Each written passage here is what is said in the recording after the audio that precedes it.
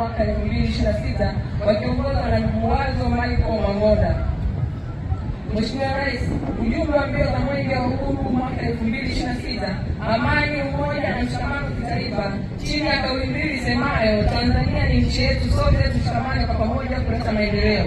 Ujumbe huu umefikishwa kwa wananchi wa Kigamboni na vijana wakimbiza Mwenge Uhuru kitaifa kwa ukamilifu, sambamba na kauli mbiu za kudumu za uzingatiaji wa lishe bora, mapambano dhidi ya rushwa na mapambano dhidi ya virusi vya ukimwi na ukimwi, mapambano dhidi ya dawa za kulevya na mapambano dhidi ya malaria.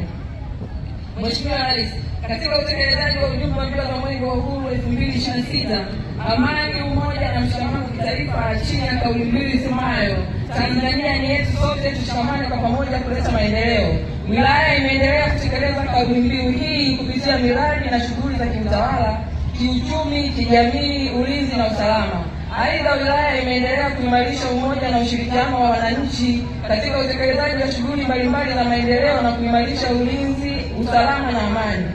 Mheshimiwa Rais, wilaya imeendelea kuweka mazingira mazuri kwa wafanyabiashara wadogo na wakubwa, makundi maalum, wasafirishaji abiria kwa bajaji na pikipiki, baba na mama lishe, yenye lengo la kujengeana uwezo wa kuzitumia fursa na kuwawezesha kujiinua kiuchumi na kuwa na maendeleo endelevu. Mheshimiwa Rais, wilaya kwa kushirikiana na wadau mbalimbali, viongozi wa dini, wazee maarufu, viongozi wa kimila, makundi maalum, vijana na wanawake, imefanya makongamano, mikutano, vikao, mabonanza, michezo na mbio fupi.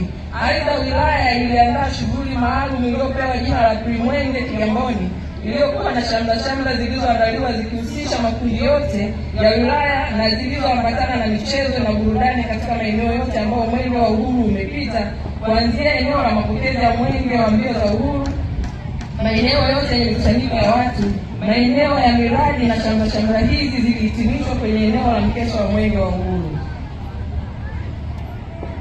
Ukusanyaji wa mapato ya halmashauri. Mheshimiwa Rais, kwa mwaka wa fedha 2023/24, halmashauri ilipanga kukusanya shilingi bilioni 11.6 na kufanikiwa kukusanya shilingi bilioni 17.6 sawa na asilimia 153.7 kwa mwaka wa fedha.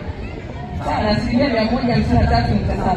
Mwaka wa fedha 2024/25, halmashauri ilipanga kukusanya kiasi cha shilingi bilioni 17 na kufanikiwa kukusanya kiasi cha shilingi bilioni 16.6 sawa na asilimia 97.04. Kwa mwaka wa fedha 2025/26, halmashauri ilipanga kukusanya kiasi cha shilingi bilioni 20.5 hadi kufikia Machi 2026, kiasi cha shilingi bilioni 12.6 kimekusanywa sawa na asilimia 63.2 ya makisio ya mwaka.